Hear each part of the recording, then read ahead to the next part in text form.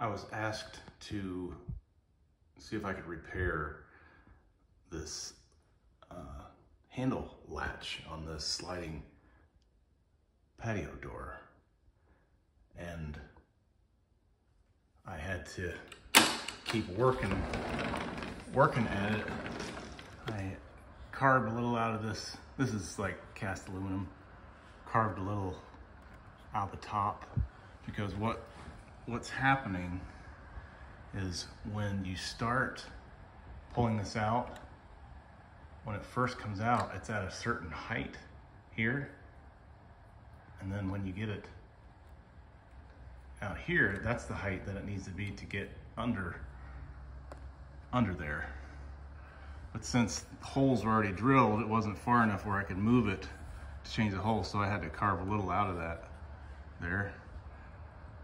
Okay, that was the first thing I did. I kept trying to see if I can get that height right.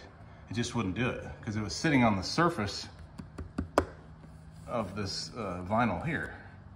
You know, you see it's recessed now. So no matter how hard I tried, I couldn't get this to work in the distance here either. So if I got the height right here, where it was, this distance here wasn't right, because it wasn't giving it enough distance to come out and drop down like that to get in. So what it was doing, it was coming out and it was still hitting, that bottom side as it came out. So when you do that, so I can do it.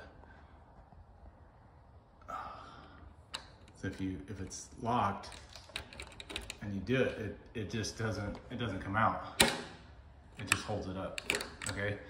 So then I realized that this was probably meant to get recessed in here. So I cut out the vinyl. And there was a rib in the middle I had to cut out, and I recessed that. And it was too deep, that layer, so I had to add some wood behind there to bring it back out flush with that. So now it gives it just enough space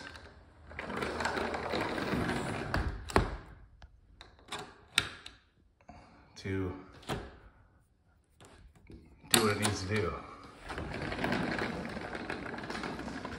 Because if I kept carving it up to where it would have enough space for that to go through, there wouldn't be anything left for it to catch to lock.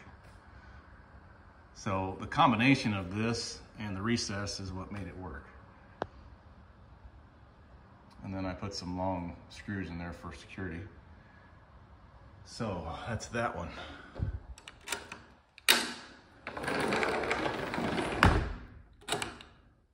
Because before you go to lock this, and this wouldn't stay down, it just flip up, and like that, it wouldn't stay because this was hanging up, getting caught on the face of that.